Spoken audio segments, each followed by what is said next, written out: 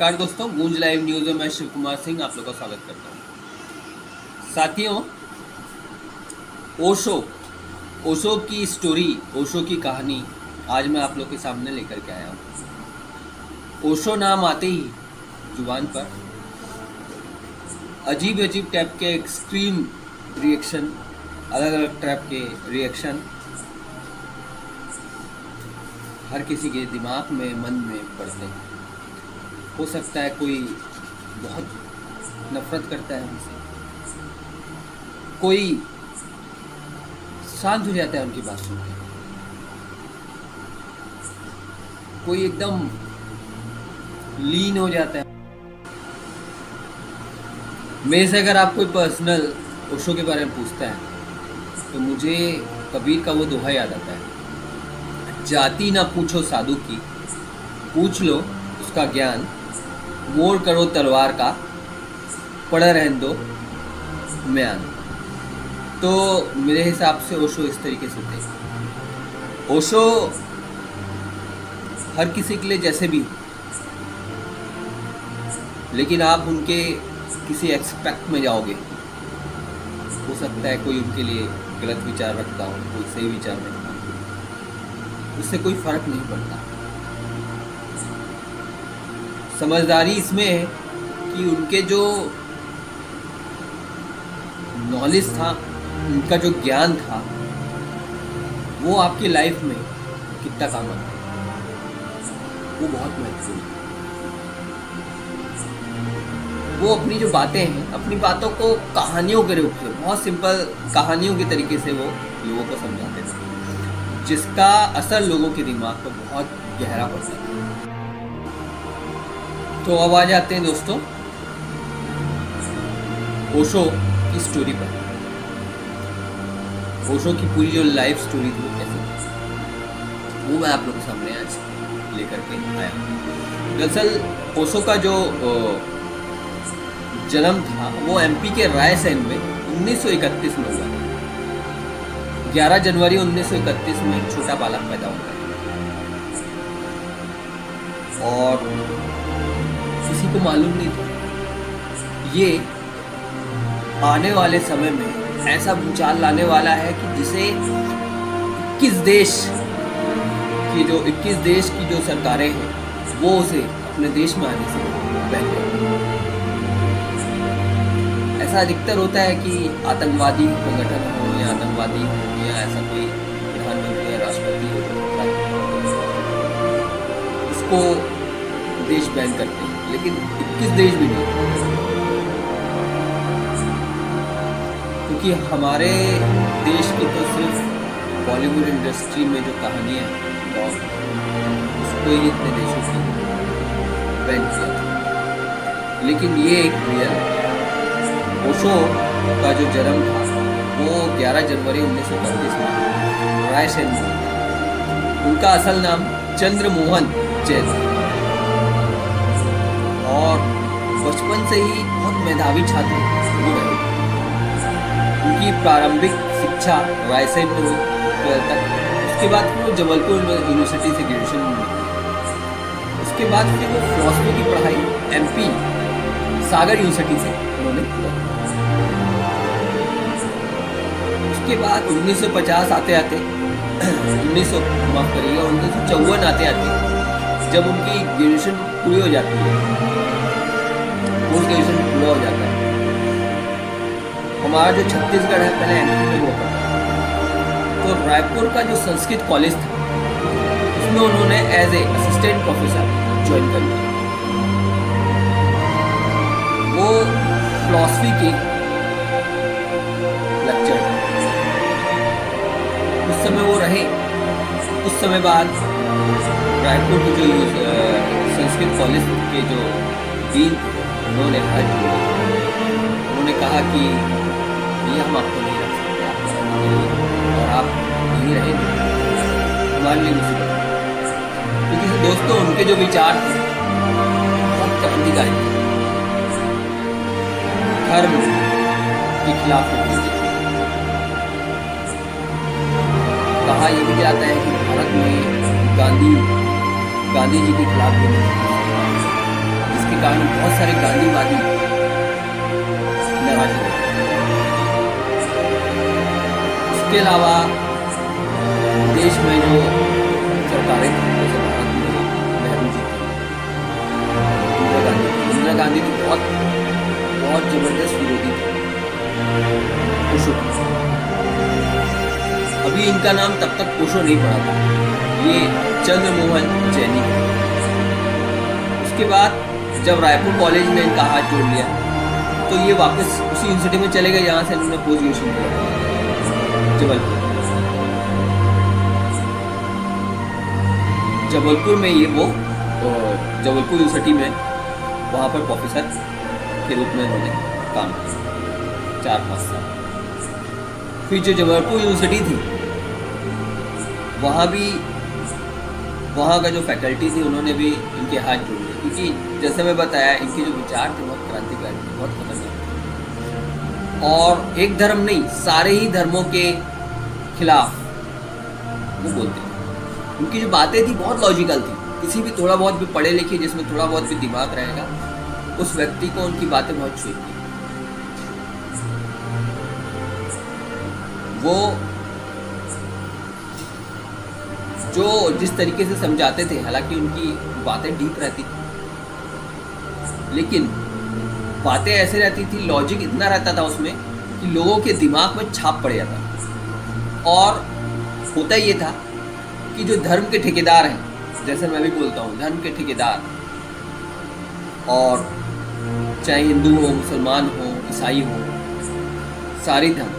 सारी धर्म का वो बहुत बड़े ही मजाक उड़ाते थे और बहुत लॉजिकल तरीके से। मतलब उसका जवाब जो धर्म गुरु है या धर्म के जो प्रचारक हैं या फिर धर्म के जो ठेकेदार हैं या जो सरकारें हैं, उनके पास नहीं रहता। और जब सरकारों के पास और जब ऐसे ठेकेदारों के पास जवाब नहीं रहता, उनके पास सिर्फ एक ही तरफ है, धर्म में लॉजिक नहीं, धर्म में प्रश्न नहीं। ये आप अक्सर सुनोगे, अक्सर हम आज के दौर में यही सुनते हैं, धर्म पर सवाल नहीं करना चाहिए, धर्म पर क्वेश्चन नहीं करना चाहिए।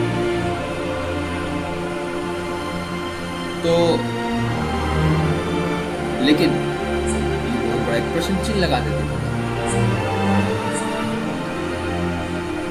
जिस बात से जो ठेकेदार थे, उनका जो व्यापार था, उनका जो बिजनेस था, वो ठप हो रहा था। बहुत सारे इनके जो प्रशंसक थे, जो थोड़े बहुत पढ़े लिखे लोग थे, वो बहुत जोड़ रहे थे।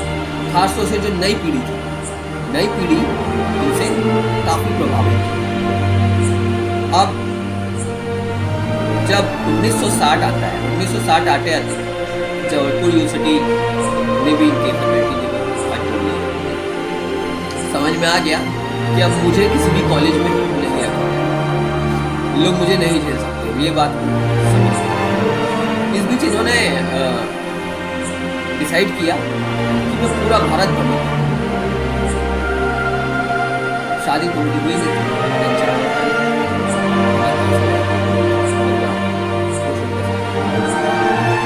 ही नहीं, बस विचार थे।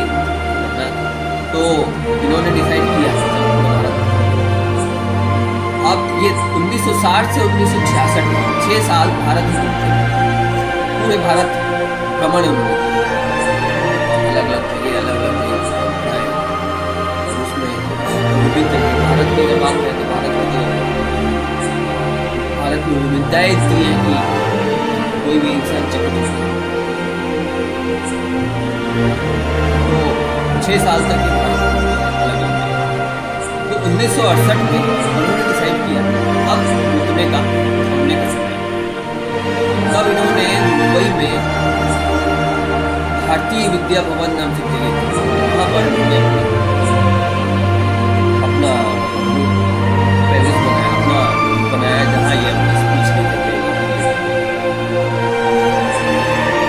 इन्होंने इनका पहले कार्यक्रम हुआ 1968 में, सबसे पहले मुंबई में कार्यक्रम हुआ, जहाँ से इनको पूरे देश नहीं, पूरे विश्व में भी लोकप्रियता मिली। इन्होंने 5 मशहूर उद्देश्य दिए। वो जो उद्देश्य थे उनकी चर्चाएं हुई, साथ के साथ जैसा मैं बताया बातें तो लोग इनके दुश्मन भी थे। अच्छा, सबसे बड़ी चीज तो ये बात है कि सेक्स के बारे में कोई नहीं जानता। अब धर्म में सेक्स को लेकर के प्रॉब्लम उनके विचार सबसे आसान थे विचार जोड़ना सेक्स को लेकर इनको काटना। तो इनके जो दुश्मन हुआ करते थे प्रॉब्लम तो धर्म के खिलाफ की लोगों के लिए था, लेकिन सेक्स के नाम से उन पर टारगेट आगे जाकर के जब ये आगे बढ़े तो आगे जाकर के बड़े से बड़े वो आगे की कॉन्सेंट्रेशन वो आगे बढ़े। फिलहाल में जो पांच मशहूर उद्देश्य जो थे जिनको बहुत मशहूर उसको उन्होंने नव सन्यासी क्रांति का भी नाम दिया। अच्छा, इसमें जो थे इस दौरान इनके अलग अलग प्रवचन, ऑडियो कैसेट्स, किताबें वो सारी आने लगी, छपने लगी। अब उसका असर और ज़्यादा होने लगा। पहले के टाइम में कोई वीडियो के साथ ज़्यादा तो रहता नहीं था, उसका नॉलेज होता था, केवल एक चैनल हुआ करता था। आज के समय के दौर के हिसाब से आज उस समय में ऑडियो कैसेट्स और रेडियो ये सब का बड़ा बहुत ज़्यादा यूज़ होता था, उपयोग होता था। घरों में लोगों के रेडियो हुआ करता था। तो जब ये इनके कैसेट्स वगैरह आने लगे, कैसेट्स वगैरह की इनकी बिक्री होने लगी, तो घर घर में ये सुने जाने लगे। जिसमें भी थोड़ा बहुत दिमाग है, थोड़ा बहुत वो व्यक्ति पंडितों का बड़ा मजाक बनने लगा, मंदिरों का मजाक बनने लगा, मस्जिदों का मजाक बनने लगा। अब उनको बड़ी दिक्कतें होने लगी। और मजे की बात ये थी कि ये सिर्फ हिंदू धर्म नहीं, ईसाई धर्म, इस्लाम सबके खिलाफ इनका अभियान। इनका जो तर्क था बड़ा ही क्लियर था कि जीवन को मस्त तरीके से। इनका तर्क ये भी था कि आप आए हो यहाँ एक नाटक करते हैं, सिर्फ ये एक ड्रामा है, नाटक है, यहाँ पर आप कर रहे हैं, जी रहे हैं। जीवन के दूसरे पार ये आप तो इनके जो विचार थे बहुत क्लियर थे, अपनी लाइफ में कभी सीरियस नहीं। अच्छा, एक चीज और थी, अरेंज मैरिजेस के खिलाफ इनके जो विचार थे बड़े कड़े। इनका कहना था मैरिज अपने आप में बहुत बड़ा शादी इंसान को बर्बाद कर, शादी नहीं करनी। और शादी करो तो ऐसी जगह करो जहाँ जिसे आप पसंद करते हो, लाइक करते हो। एक्चुअली लव मैरिजेस में सपोर्ट है। लव मैरिज धर्म के खिलाफ, धर्म में लगातार लव मैरिज के खिलाफ अभियान चल रहा है। और वो धर्म मैरिज धर्म लव मैरिज को बोलते हैं। मैरिज करो उससे करो जिसको पसंद है। अरेंज मैरिज करना उस समय का दौर लव मैरिज। दोस्तों, इसी दौरान इन्होंने कुल्लू जाने का विचार किया। कुल्लू गए, वहाँ इनके सोचे थे। वहाँ पर इन्होंने नव सन्यासी क्रांति के नाम से स्पीच दिया, वो बड़ा फेमस हुआ।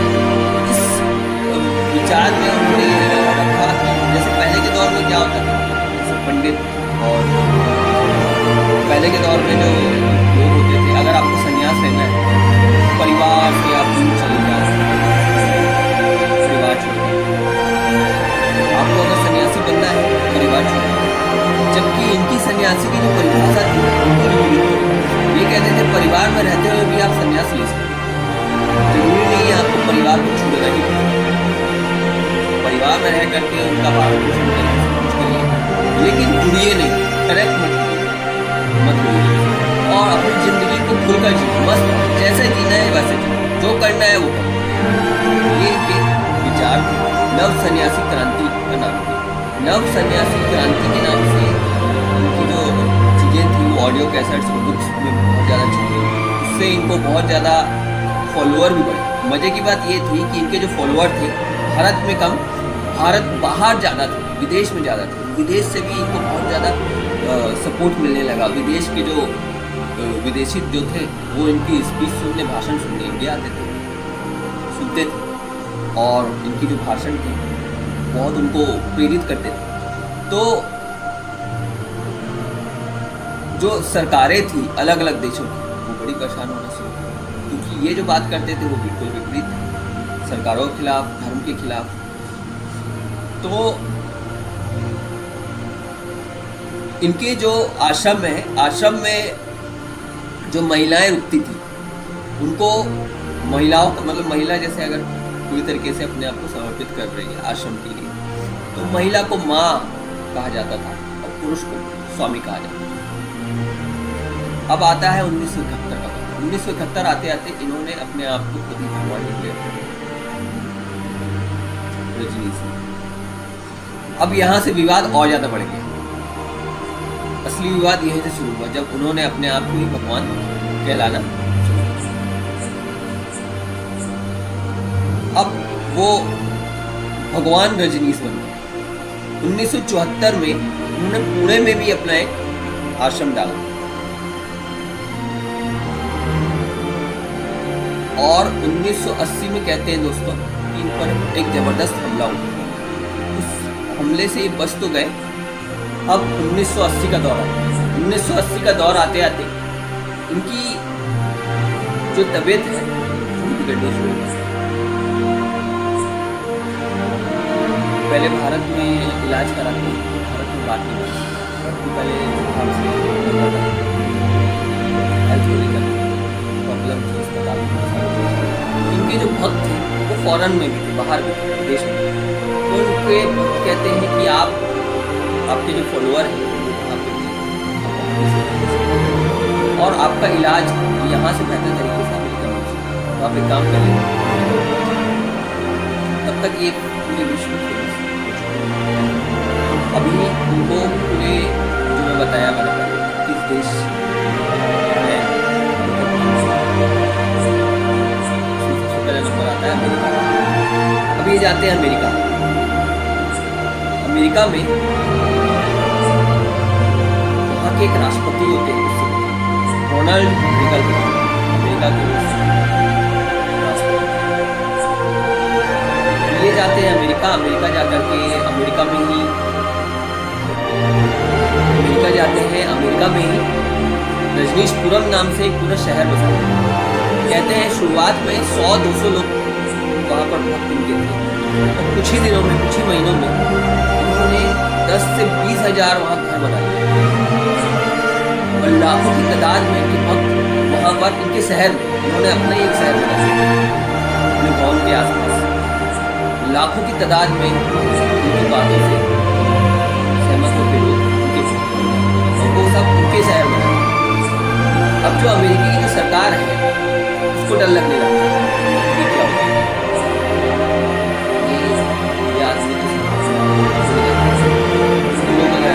एक पहले जो धर्म पर ये कटाक्ष करता है, फिर सरकारों को हिलाता है, अपना ही शहर बना लिया।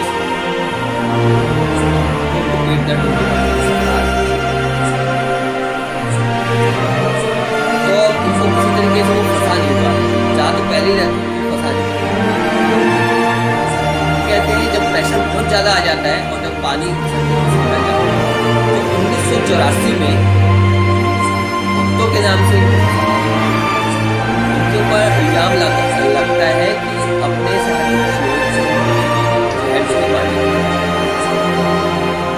पहले फिर उसी इल्जाम पर मारने के इल्जाम इन्हें इनकी भी गिरफ्तारी हुई। और अमेरिका में एक जेल है, वो यदि किसी व्यक्ति को मारना है वहाँ अगर किसी को मारना है तो वहाँ कुछ उनके जेल में बीमार लोग हैं और उनके वो जो बीमार लोग हैं कम्युनिकेबल डिसीज जैसे कोरोना जैसे कोई डिसीज फैलने वाली ऐसी बीमारी के जो मरीज उनको जेल में रखा जाता है। और उन मरीज से जो क्रिमिनल रहता है, अपराधी रहता है, उसके अंदर बहुत सारी बीमारियाँ चली जाती हैं। तो इस तरीके से वहाँ पर एनकाउंटर का एक तरीका है अमेरिका में। तो इन्हें भी करीब 12 से 14 दिन ऐसी एक जेल में डाल देते हैं। अब क्योंकि ये बहुत सारे लोगों के भगवान थे, लोग मानते थे। बहुत ज़्यादा दिन तो इनको रख नहीं सकते थे, वरना तो अमेरिका में तो ये हाल है कि कई कई सालों तक सड़ा देते हैं, जब तक इंसान मर नहीं जाता तब तक उसकी जेल में डाल के रखते हैं। लेकिन इनके भक्त बहुत ज़्यादा थे, इनके फॉलोअर थे, तो इनको बहुत ज़्यादा दिन जेल में रखा नहीं जा सकता। तो 12 से 13 दिन में इनको छोड़ देते हैं। उसके बाद एक नॉर्मल जो जेल रहती है वहाँ पर इनको डाल देते हैं, और करीब करीब 3 साल ये जेल में रहते हैं। लेकिन इनके ऊपर जो इल्ज़ाम लगा था वो किसी तरीके से साबित नहीं हो सका कि इन्होंने जहर दिया था, इनके भक्तों ने जहर दिया, सरकार फंसाई। तो इनको छोड़ना पड़ा, और छोड़ा गया इस शर्त पर कुछ $1 मिलियन लेकर के इनसे 5 साल के लिए इन्हें बैन कर दिया गया। इन्हें बोला गया कि आप अमेरिका के आसपास भी मत मंडराना, बोल करके इन्हें हटाया। उसके बाद ये वेस्टर्न कंट्री में अलग अलग देशों में अलग अलग जगह, ग्रीस, स्विट्जरलैंड, स्वीडन में पनाह लेने का प्रयास करते हैं। लेकिन अमेरिका के दबाव में, रोनाल्ड रीगन के दबाव में, ये रोनाल्ड रीगन किसी भी देश में टिकने नहीं देते। तो आखिर में डिसीजन लेते हैं 1987 में कि इनके जो पुराना भारत में पुरानी जगह जो आश्रम था पुणे में, वहीं वापस आ जाएगा। अब 1987 आते आते इनकी तबीयत और ज़्यादा खराब हो, क्योंकि कहा यह भी जाता है कि इनको स्लो पॉइजन दिया गया था जेल के अंदर। ऐसा अमेरिकी सरकार पर इल्ज़ाम लगा था उस समय जब ये जेल में थे। जैसे मैंने बताया आपको कि जेल के अंदर में पहले तो ऐसे मरीज थे बहुत सारे, मतलब ऐसे क्रिमिनल थे जो ऑलरेडी मरीज थे, उनकी जो बीमारी है वो फैलने वाली बीमारी है, उनसे इनको फैलता है। उसके अलावा ये भी कहा गया था कि थीलियम नाम का एक तत्व रहता है, थीलियम नाम का कीमा जो है इनकी बॉडी में जेल के समय डाला गया। अब 19 जनवरी 1900, इसके पहले बताना चाहूँगा, उसके पहले एक चीज़ और हो रही थी। ये लगातार स्पीच 3 टाइम देते थे, 3 समय ये अपने स्पीच देते थे। लेकिन जब इनकी तबीयत ज़्यादा बिगड़ने लगी तो उन्होंने अपना समय कम कर दिया, 1 टाइम। अब कहते हैं 19 जनवरी 1990 उन्होंने अपना देह त्याग दिया। इसलिए बोल रहा हूँ कि अपने आप को भगवान कह रहा था, भगवान देह त्याग मरते नहीं। और ओशो की खासियत और थी, ओशो का कहना था कि जब भी आप मरो या जब भी आपका कोई अपना मरे तो आप रो नहीं, आप जश्न मनाओ, खुश हो, क्योंकि आप एक जगह से कपड़ा उतार के दूसरी जगह जा रहे हैं। तो उनके कब्र में भी ये चीज़ है। तो जब वो उनकी डेथ हुई तब इनके जितने भी फॉलोअर थे तब बताते हैं वो सब जश्न मना रहे थे, खुश हो रहे थे। 1990 में, तो इस तरीके से 1921 से 1990 तक उनका जीवन था। उसके बाद दोस्तों हुआ ये कि करोड़ों की प्रॉपर्टी रहती है, हजारों करोड़ों की प्रॉपर्टी रहती है। अब उसका उत्तराधिकारी कौन, इसको लेकर के लड़ाई होती है। अब ये जो लड़ाई है ये पहुंच जाती है कोर्ट में, सब अपना अपना क्लेम देते हैं कि उन्होंने प्रॉपर्टी तो लिखी नहीं थी। तो बताते हैं इसका आज तक परिणाम नहीं निकल सका, उनका उत्तराधिकारी। आज 29 साल हो गए, 32 साल हो गए, 32 सालों में आज तक केस चल ही रहा है। इसके अलावा एक जो डॉक्टर रहते हैं जो इनका इलाज कर रहे हैं, बताते हैं उसने सुप्रीम कोर्ट में और ज़्यादा लोग हैरान कर दिया था जब उसने आकर के बताया कि इनकी जो डेथ थी वो नॉर्मल डेथ नहीं, ये स्लो पॉइजन वगैरह से नहीं मरे, इन्हें इनके भक्तों ने ही मारा है। उसका कहना ये था कि 19 जनवरी के दिन, क्योंकि लास्ट व्यक्ति जो था वो डॉक्टर ही था, एक फोन आता है डॉक्टर का नाम था गोकुल कोकानो, जो उनको देख रहा था। डॉक्टर को फोन आता है, डॉक्टर आश्रम पहुंचता है। तो पहले तो उसे रोक दिया जाता है आश्रम के लोगों द्वारा। बोला जाता है कि अभी आप मत जाओ अंदर, कुछ काम चल रहा है। 3 घंटा डॉक्टर को बाहर वेट किया कराया जाता है, क्योंकि अगर तबीयत खराब थी तो भैया अंदर जाके देख लेते क्या प्रॉब्लम है, क्या दिक्कत है, लेकिन नहीं, बाहर ही रखा दिया। उसके बाद 3 घंटा इंतजार करने के बाद में डॉक्टर जाता है। डॉक्टर देखता है कि उनकी मुंह से उल्टी हुई है और कपड़ा उनका गंदा है। डॉक्टर का कहना था मैं अपनी पूरी ज़िंदगी में मैंने इनका इलाज किया, कभी इतने गंदे तरीके से इनको नहीं किया। तो इनको जो है ये मरे नहीं, मारा गया। अच्छा, उसमें एक चीज़ और बोला, एक बात और बोल के मेरी बात पता करती है कि जब डेथ सर्टिफिकेट की बारी आई, डेथ सर्टिफिकेट में उनके भक्तों ने कहा कि उनके डेथ सर्टिफिकेट में नॉर्मल डेथ सर्टिफिकेट बनाओ और उसमें हार्ट अटैक बीमारी बढ़ने का कारण बना।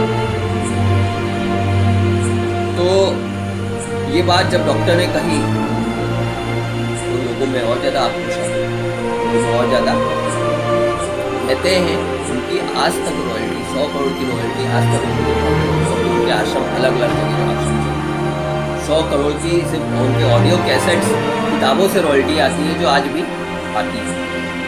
करोड़ों अरबों की आज भी उनकी प्रॉपर्टी है। तो दोस्तों, ये वो व्यक्ति थे जिससे 21 देशों की सरकारें, 21 देश घबरा गए। हमने तो हिंदी में ही सुना था डॉन, लेकिन ओशो ऐसे थे जिनसे 21 देशों की सरकारें घबरा गई और 21 देशों की सरकारों ने उन्हें बैन किया। उनके विचार वो कैसे भी हर व्यक्ति के हिसाब से उनके बारे में हर व्यक्ति अलग अलग विचार रखता है, लेकिन असली चीज़ यही है जो उनके विचार थे इतने तर्कसंगत आज भी, और आज तो धर्म को सबसे ज़्यादा उनके विचारों वाले की वजह से, और उनके क्योंकि आज तार्किक लोग कम हो चुके हैं। आज धर्म के नाम से ज़्यादा धर्म में इंसान को सिर्फ बर्बाद किया जाता है। अब बात होती है धर्म के नाम से सिर्फ चुटिया बनाते हैं, सिर्फ बेवकूफ बनाते हैं। धर्म ही सारी समस्याओं का जड़ है, सारी दिक्कतों का जड़ धर्म है, और ये धर्म के ठेकेदार हैं।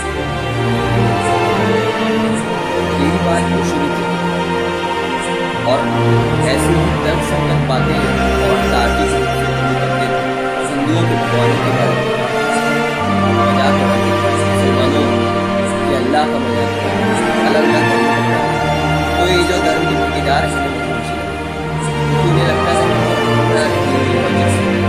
वो लोगों को लॉजिक नहीं बोल सकती, धर्म में तो कोई लॉजिक नहीं होता, ठेकेदारी होती। तो इनका जो धंधा है वो मानते हैं, उनको ये डर है, और यही डर वो 21 देशों की सरकारें जो धर्म के साठ गांठ से चलती है, धर्म के नाम से बनाए जाते हैं। फिलहाल जो आज मैं ये कहानी लेके आया हूँ, इनका नाम रजनीश और असली नाम उनका मैंने आपको बताया। तो साथियों, मेरी जो स्टोरी बताने में कहीं और फैक्ट्स कमेंट बता सकते हैं, और ऐसी ही स्टोरी लेकर के मैं आप लोगों के सामने आता रहूँगा। आज पिछली स्टोरी हमने मदर टेरेसा पे भी बनाई, बहुत ही अनयूजुअल अजीब टाइप की थी, इसको आसानी से हजम नहीं किया जा सकता, बट ठीक सच्चाई तो यही है, इतिहास तो इतिहास है, सच तो सच है, सच को हजम करना आसान नहीं है, ये हकीकत है। तो आज के ओशो की स्टोरी के लिए मुझे इजाज़त दीजिए, और हमारे YouTube चैनल को ताकत दीजिए, सब्सक्राइब करिए, लाइक करिए, शेयर करिए। आपके शेयर की बहुत ज़रूरत है, आपके सब्सक्राइब की ज़रूरत है, क्योंकि हमारी लड़ाई आपके लिए है, आपके साथ की ज़रूरत है। और आपके सिर्फ एक सब्सक्राइब करने से ना आपका 1 रुपये लग रहा है, ना कुछ लग रहा है। हाँ, आपके लिए जो लड़ाई लड़ रहे हैं उसमें हमें ताकत मिलती है, और आज की डेट में हमारे देश में बहुत ज़रूरत है ऐसी एक लड़ाई की, जो लड़ाई आपके लिए गूंज लाइव न्यूज़ लड़ेगा और लड़ रहा है। तो साथियों, देर मत करिए, वीडियो को देखिए और तुरंत सब्सक्राइब मारिए। साथ के साथ आपके पास भी कोई स्टोरी हो तो आप हमें भेज सकते हैं, बता सकते हैं, पार्टिसिपेट कर सकते हैं गूंज में। गूंज को भी ऐसे लोगों की ज़रूरत है जो सरकारों से और ऐसे धर्म के ठेकेदारों से लड़ने के लिए तैयार है। मुझे याद दीजिए, मैं शिव कुमार सिंह, गूंज लाइव न्यूज़ से। नमस्कार दोस्तों।